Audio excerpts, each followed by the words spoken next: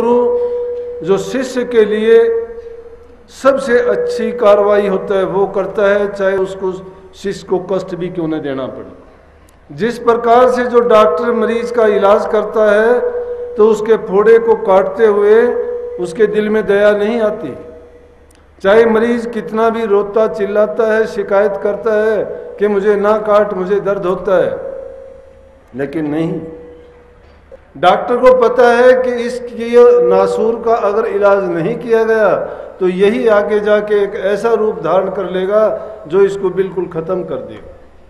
संत सतगुरु जीव के इसी प्रकार से कर्मों को काटते हैं। वो जानते हैं कि शिष्य के कर्म किस प्रकार के हैं और उनको कौन सा कष्ट। हम तो शिकायत करना शुरू कर देते हैं कि गुरु ने ये बात कह के मेरी बेइज्जती की, लोगों के सामने ऐसा कह के मुझे बदनाम किया, मुझे बुरा भला कहा, लेकिन ये नहीं सोचते कि गुरु जो भी करता है वो हमारे हित की बात करते हैं।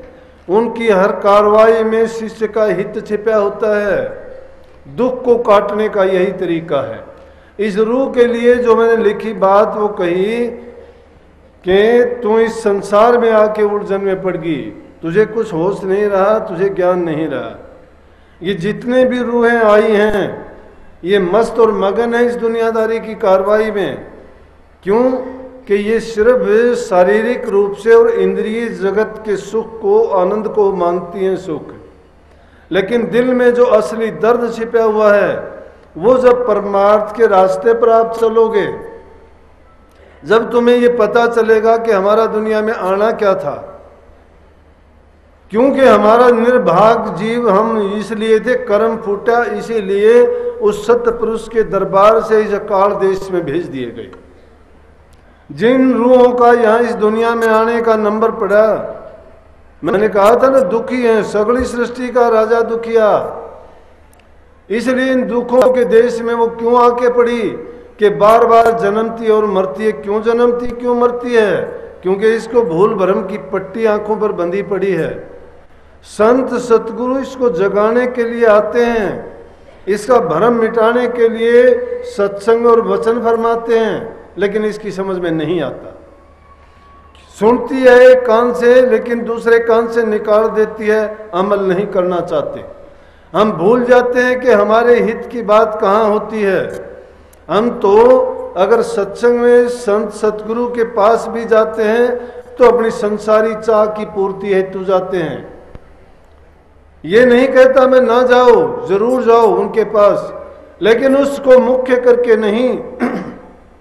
मुख्य अगर इस बात को करके जाओगे कि मुझे अपने जीव का कल्याण करना है तो ये चीज तो अपने आप ही उसके साथ आ जाएंगी। लेकिन हमने संसार में हर प्रकार की दुख भी है, भलाई भी है, बुराई भी है। अब जो दुष्ट जीव होते हैं उनकी वृत्ति तो उन चीचड़ के समान होती है कि जो जानता है कि गाय भैंस या दूध देने वाले जो पशु हैं, जहाँ वो चिपटा हुआ है और वहाँ चिपट के भी वो खून को ही चूसता है, लेकिन उस खजाने को नहीं ढूंढ पाता जो अमृत जैसा है। उसमें दूध छिपा हुआ है, दूध को नहीं, वो वहाँ भी रक्त का ही सेवन करता है। इसी प्रकार से जो ऐसे निर्भागी जीव हैं संसार में, जो संत सतगुरु के पास भी जाके वो अमृत को नहीं जहर हलाहल को पीना चाहते हैं, जिसको पी के उनको फिर मरना जीना पड़ता है संसार में। तो ये रूह निर्भागी थी, कर्म फूटने से ही इस मृत देश में आई। ये मृत देश बार बार जन्मना और मरना किस कारण हुआ? हमारे कर्म के कारण हुआ। अभी एक सुबह आए थे बुजुर्ग, मैंने उनसे बोला प्यार से, कहने लगे कि क्या है? बोला जो ईश्वर ने, पहले तो कोई और बात कही, फिर बोला जो ईश्वर ने रच रखा वो होगा। मैं बोला ईश्वर को तो झूठा दोष देते हो। ईश्वर किसी के लिए कुछ नहीं करता, करते हम स्वयं हैं, दोष ईश्वर को देते हैं। क्योंकि हमें कर्म करने की जो आज़ादी दे दी, उस आज़ादी में हम जो कर्म करते हैं उस कर्म के परिणाम को जब भोगते हैं, जब दोष परमात्मा को देते हैं। ये नहीं कहते कि मेरा अपना किया कर्म है। ये जीव संसार में बार बार जो जन्मता मरता है, ये बार बार आता है, ऊंची नीची योनियों में आ जाता है। कष्ट या सुख इसको जो भी भोगने को मिलते हैं उसके कर्म के अनुसार मिलते हैं, और जैसा कर्म वो करता है वैसा ही आके भोगता है। लेकिन अच्छे तो हो जाते हैं तो शिकायत नहीं, और बुरे कर्म किए हुए का फल जब भोगता है और उसको तकलीफ होती है तो फिर कहता है कि मेरे भाग्य का दोष है, परमात्मा ने मेरे साथ अच्छा नहीं किया। अरे परमात्मा कभी गलत नहीं करता, वो बहुत न्यायकारी है। जो भी जीव जैसा कर्म करता है वो उसका कर्म वैसे उसको भुगतवा देता है। वो तो बैठा हुआ देखता है कि अपना किया तो खुद भुगत। लेकिन संत सतगुरु जो आते हैं, और कोई साधन नहीं है संसार में। क्या अगर जीव अंधा है, तुम लाख उसको दिखाने की कोशिश करो, क्या दिखाई देगा? अगर कोई पंगला है तो उसको पर्वत पर आप नहीं चढ़ा सकते, बेजुबान है तो उससे आप कोई शब्द नहीं बुलवा सकते। कौन है वो? जीव है। इस जीव को अगर संत सतगुरु का इशारा मिल जाए और संत सतगुरु बताए हुए रास्ते पर चले ये, और उनके कहे मुताबिक अगर करनी करे, नाम का अभ्यास करे, तो इसके कर्म कट सकते हैं। लेकिन अगर कोई कहता है मैं ये करूंगा, मैं वो करूंगा, योजनाएं बनाते हैं कि मैं आज नहीं कल को, कितने मेरे पास आते हैं कहते हैं मैं शराब छोड़ूंगा, मैं ये करूंगा कि धीरे धीरे करके कम कर दूंगा। ऐसे नहीं होता। तो धीरे धीरे कम करने वाले होते हैं ना, वो कभी नहीं करते। क्यों नहीं करते? कि वो छोड़ना ही नहीं चाहते, उनके दिल से वो बात निकलती नहीं है कभी भी। और जो सच्चाई के मार्ग पर चलना ही चाहता है वो एकदम छोड़ देगा, एकदम उसको छोड़ के चला जाएगा। जिस प्रकार से वो रूह इस शरीर को छोड़ के अचानक चली जाती है, पता भी नहीं लगता। जिस प्रकार से एक राजा था, राजा की 4-5 रानियां थी। राजा बहुत शादियां करते थे, और जब शादी उसने 4-5 कर रखी थी तो रानियां उसको स्नान करवाया करती थी। स्नान कराते कराते एक दिन जो सबसे छोटी रानी थी वो रोने लगी। रोते रोते उसका आंसू जब उस राजा के शरीर पर पड़ा तो आंसू गर्म था, और जब उसने देखा कि अब तक तो पानी ठंडा था लेकिन ये गर्म बूंद कहाँ से आई, रानी की तरफ देखा, पूछा, कहने लगा क्या बात है? रानी कहने लगी कुछ भी नहीं। बोला रोने का कारण? बोली रोने का कारण तो ये है कि मेरा सबसे छोटा भाई है, उसकी चिट्ठी आई है और उसने ये कहा है कि मैं बैराग लेना चाहता हूँ, और अगर 1 हफ्ते तक तुम मिलना चाहे तो मिल सकती है आके, उसके बाद मैं बैराग ले लूंगा। राजा कहने लगा वो बैराग नहीं लेगा, चिंता ना कर। कहने लगी कि नहीं वो तो पक्का हो चुका है, उसने तो सब जगह कह दिया। बोला मैं कहता हूँ बैराग नहीं लेगा। अरे बैराग लेने वाला प्रचार नहीं करता, कहता नहीं। बोला तो बोला कि वो तो ले ही लेता है बैराग। सब रानियां इकट्ठी थी, वो कहने लगा कि बैराग दिखाऊं क्या तुम्हें?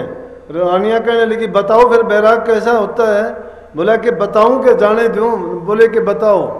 स्नान करते करते धोती धोती बांधी थी, और उसके बाद में कहने लगा कि आज से तुम मेरी माँ और बहन के समान हो, और मैं आज से बैराग लेता हूँ। उसने राजपाट को छोड़ के निकल पड़ा। अब रानियों ने सोचा ये क्या हुआ। उन्होंने बहुत कोशिश की कि चलो कोई बात नहीं, हमें पता नहीं था, गलती से हमने कह दिया, हमने मान लिया कि बैराग ऐसा ही होता है। बोला नहीं, अब मैं जो कह चुका वो कह चुका। क्यों? पुराने जमाने से आप सुनते आए ना कि राजहट, बालहट, त्रियाहट, ये हट कैसे होते थे कि इनकी जबानें पक्की होती थी। वैसे हमारा देश तो वो देश है जिसमें एक बहुत बड़ी राजाओं की जो एक पीढ़ी से दूसरी पीढ़ी तक राज करते रहे, सूर्यवंशी और चंद्रवंशियों का रहा है यहाँ पे। तो रामचंद्र जी के कुल में रघु राजा हुए हैं, और उन्हीं के वक्त से उन्होंने रीत डाली थी कि वचन जो दे दिया वो पक्का, चाहे उसमें कितना भी नुकसान हो चाहे नफा हो, वचन के पक्के रहो। और इसीलिए वह कहावत चली आई कि रघुकुल रीत सदा चली आई, प्राण जाए पर वचन न जाए। कि प्राण बेशक चले जाएं लेकिन वचन नहीं। तो वो राजा भी कहने लगा कि ये ऐसे वैसे आदमी का वचन नहीं है, राजा का वचन है, और मैंने जो कह दिया मैंने बैराग ले लिया। रानियों ने बहुत समझाया, वजीर को साथ लेके गई। वजीरों ने भी कहा कि राजा ये ठीक नहीं है, आप वापस चलो। राजा कहने लगा नहीं। रानियां जिद करते हुए कहने लगी कि आपके साथ वो ना हो जाए, क्यों, आप क्यों लेना चाहते हो बैराग? बोला कि बैराग किस लिए लिया जाता है? बैराग आत्मानंद के लिए लिया जाता है। ब्रह्मानंद के लिए लिया जाता है। ये संसार के रस ये सब के सब फीके, नीरस और स्वादहीन हैं, इनमें कोई गुण नहीं है। ये तो एक ठीक था कि मैं इस गद्दी पर विराजमान था, लेकिन फिर भी मैं वैराग में ही रहता था, मुझे किसी चीज़ से मोह और लगाव नहीं था। ये हमारे लिए एक बहुत बड़ी शिक्षा है। जरूरी नहीं, संत मत क्या कहता है कि घर में रहते हुए सभी काम करते हुए अगर हम मर्यादाओं के मुताबिक, टाइम के अनुसार, ज़रूरत के जो नियम हैं उनके अनुसार अपने कार्य करते हैं और उन चीज़ों को भोगते हैं, हम दोषी नहीं हैं। एक टाइम खाने वाला हमेशा व्रती होता है, एक स्त्री रखने वाला हमेशा ब्रह्मचारी होता है, और अपनी जबान पे लगाम रख के सही मायने में उसे जितनी ज़रूरत है उतनी बोलता है, कंट्रोल से जो रहता है, अनुशासन में और मर्यादा में जो बंधा हुआ है, वो घर में रहते हुए भी त्यागी है, करनी कर सकता है और अपने घर को जा सकता है सभी काम करते हुए। ये वो जमाना नहीं है कि जिन युगों में घर बार छोड़ के गुफाओं में, जंगलों में, एकांत में चले जाते थे। आज जीव में इतनी ताकत नहीं है, तो क्या कि घर में रहते हुए अपना काम करते हुए किसी पर वजन नहीं बढ़ना। उस जमाने की अगर बात करोगे तो राजा भर्तरी राजा था, और राजा ने बैराग लेने के लिए क्या किया, गुरु गोरखनाथ की शरण में चला गया। और गुरु गोरखनाथ ने क्या किया, राजा भर्तरी को खप्पर थमा दिया हाथ में, कहने लगा कि भीख मांग और अपने घर घर में अपना पेट पाल। लेकिन संतों ने ऐसा नहीं कहा। संतों की शरण में जो जीव जाता है, संत उस जीव को कहते हैं कि अपना कमा के खाओ। जो इंसान अपनी हक हलाल की, ईमानदारी की, सच्चाई की कमाई से अपना लालन पालन नहीं करता है, उस इंसान का जीवन बिगड़ जाएगा, उसकी संतान बिगड़ जाएगी, उसके आचार विचार बिगड़ जाएंगे, पूरा का पूरा उसका हाल ऐसा हो जाएगा कि देखते ही देखते सब मलिया मेट हो जाएगा। क्योंकि जिन चीज़ों का उसने सेवन किया है, उन चीज़ों की तासीर क्या है, उन चीज़ों के अंदर जो गुण छिपा हुआ है वो उसको बर्बाद कर देगा। अब वो तो बात मैं उस राजा की जो कह रहा था, तो रानी उससे कहने लगी कि देखो, कभी आप राजकाज से भी जाओ, दुनिया से भी जाओ, जैसे कहते हैं ना कि दोनों दिन से गए पांडे, हलवा मिला ना मांडे। एक चीज़ तो मिलनी ही चाहिए, लेकिन जो लालच करता है हलवे की तरह भागता है, हलवा खत्म हो जाता है, मंड रोटियों को छोड़ के गया था, वापिस आता है तो रोटियां भी नहीं मिलती हैं। कहने लगा राजा, कभी आपके साथ वो ना हो जाए कि जिस प्रकार से एक बुगले ने ऐसा किया था आप जैसा। बोला कि क्या किया था? बताने लगी कि किसी सरोवर में बुगला और बुगली, मेंढक मछली उनका खाना है ये, वो खा के गुजारा किया करते थे। और उसमें रहते रहते उन्होंने क्या देखा कि एक दिन हंस आए और वहाँ पर नारियल के पेड़ थे। हंस उन नारियल के पेड़ों पर बैठे, उन्होंने नारियल को तोड़ा। उनकी चोंच में ताकत होती है, क्योंकि वो मेंढक मछली खाने वाले नहीं होते हंस। या तो कहते हैं समुद्रों में मोती चुगते हैं या वो दूध पीते हैं। बुगले से वो कहने लगी कि बुगला और बुगलियों ने उनको देखा। देख के बुगला कहने लगे, ये कौन है? अपनी तरह सफ़ेद हैं ये भी। कहने लगे अपनी तरह सफ़ेद हैं, लेकिन ये अपनी तरह मेंढक मछली नहीं खाते। बोला कि ये तो नारियल का दूध का सेवन करते हैं। बोला कि क्यों? बोले क्यों, क्या उसमें कोई विशेष आनंद आता होगा? उनका खान पान है, वो हमारी तरह जीव हिंसा नहीं करते।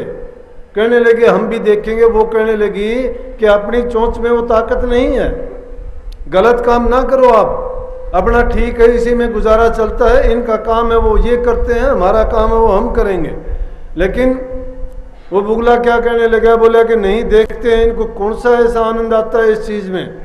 उन्होंने जो नारियल तोड़ के उनका पानी पिया था अपनी चोंच से, कुछ बच गया तो बुगला और बुगली जाके उनको जब वो उसमें थोड़ा पानी मिला और उससे उसका रसपान किया उन्होंने, तो बुगला कहने लगा ये बड़ा स्वादिष्ट है। हम तो बेकार मेंढक मछलियों के हड्डियों को चबाते रहे, और ये देखो कितनी अच्छी चीज़ है, हम इतनी अच्छी चीज़ को छोड़ के ये पाप भी करते रहे। हमारे सिर पाप भी है और बुरी चीज़ का सेवन करते रहे। मुगली कहने लगी कि हम इनको तोड़ के ऐसा नहीं कर सकते। बोला कि तोड़ते ये होंगे, बचते पे अपना गुजारा हो जाएगा। लेकिन हंस और हंसनी तो प्रवासी थे, कुछ दिन के लिए आए, रुके, ठहरे। जब वो खत्म होने लगे वहां से उन्होंने उड़ारी ले ली, अपनी दूसरी जगह के लिए चले गए। जब बुगला और बुगली ने देखे आज वो नहीं थे, ऊपर वो नारियल भी खत्म हो चुके थे। अब वो क्या करें कि मेंढक मछली खाने छोड़ दिए थे। और उन्होंने ध्यान किया, ऊपर एक जो लगे हुए था, बुगला कहने लगा मैं तो अब उन्हीं का सेवन करूंगा, मेंढक मछली मैंने तो खाने नहीं है, परण कर लिया। बोले राजा होश करो कि अगर आप भी उनकी तरह से होगे तो कभी दोनों दिन से चले जाओ, ना आपका राजकाज रहे ना आपको बैराग मिले। कहने लगा मैं मूर्ख नहीं हूं, मैंने सोच समझ के फैसला लिया है। बोले कि ये दुनिया के विषय विकार जो है उनमें पड़ा हुआ था, मैं उनमें नहीं रहना चाहता। और अब तो मुझे मौका मिल गया कि जब बैराग ले ही लिया तो उस आत्मा आनंद को मैं जरूर प्राप्त करूंगा, तू चाहे मुझे लाख कहता रहे, मैं मूर्ख नहीं हूं। बोले कि बुगला बुगली तो मूर्ख होंगे। बुगले ने क्या किया कि एक जाके नारियल में चोंच मारी, चोंच नारियल में फंस गई और पंखों को फड़फड़ा के वहीं मर गया। बुगली कहने लगी कि मैंने तुझे रोका था कि ना करे ऐसा, कि तूने अपना जीवन किस लिए खराब कर लिया कि अपने रास्ते और अपने चाल को छोड़ दिया। तो कहने लगी राजा आपका काम ये नहीं था, आप भी अपनी चाल को छोड़ रहे हो। और सत्संगियों आपको मैं ये कह रहा हूं, ये जीव ने भी अपनी चाल छोड़ दी।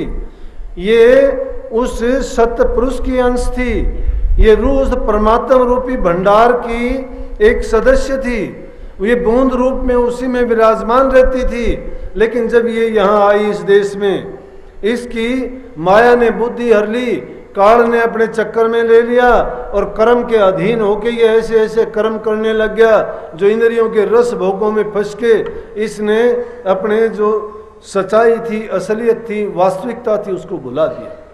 लेकिन फिर भी इसको अवसर मिला और वो अवसर मिलने पर भी इसका कर्म कैसे फूट गया। देखो संत सतगुरु भी मिल जाते हैं, सत्संग भी मिल जाता है, ये बड़ी मुश्किल से मिलते हैं, लेकिन कलयुग में देखो फिर भी मिल जाता है। आज तो अगर मेरे से पूछते हो तो संतों का मिलना क्या, संतों ने भी एडवर्टाइजमेंट अपनी शुरू कर दी है।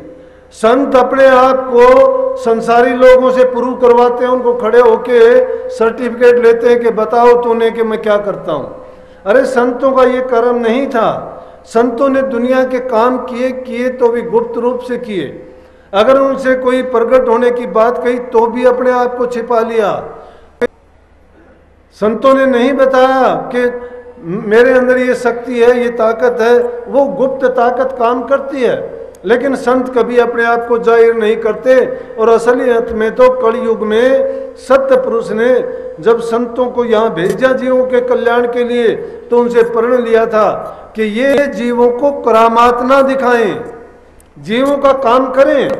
अरे जीवों को करामात दिखाएंगे, करामात तो फंसाने वाले हैं। दादू, पलटू, नानक जितने संत हुए, रविदास, पीपा, इन्होंने क्या किया? इन्होंने सजा को मंजूर कर लिया, करामात को मंजूर नहीं किया। करामात दिखाई लोगों को, लेकिन कब दिखाई? जिन्होंने करामात दिखाई उनका क्या हुआ? करामात तो गोरखनाथ ने दिखाई थी, अपने गुरु के सामने दिखाई थी, गुरुमुख नहीं कहलाया वो। वैसे उसकी बढ़ाई बहुत हुई गोरखनाथ की, आज तक उनके कितने अपने डेरे हैं, कितनी इज्जत है, करनी वाले थे खूब उन्होंने ताकत दिखाई, खूब सिद्धियां दिखाई, खूब शक्ति दिखाई, प्रकट हुए वो, लेकिन गुरुमुख नहीं हुए। क्यों नहीं हुए? कि अपने गुरु के बारे में जिसने क्या कह दिया, आड़ ने मिटिया, जंजाल ने मिटिया, गुरु मिला न पूरा हो।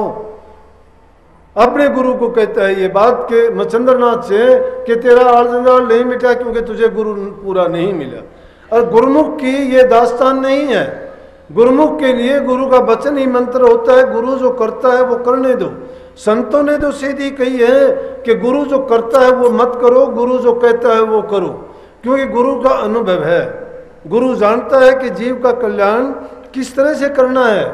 लेकिन हम तो जरा सी ताड़ मार नहीं सहते और उस बात को अपने दिल पे लगा के गुरु की खिलाफत शुरू कर देते हैं। गुरुमुखता कहाँ है?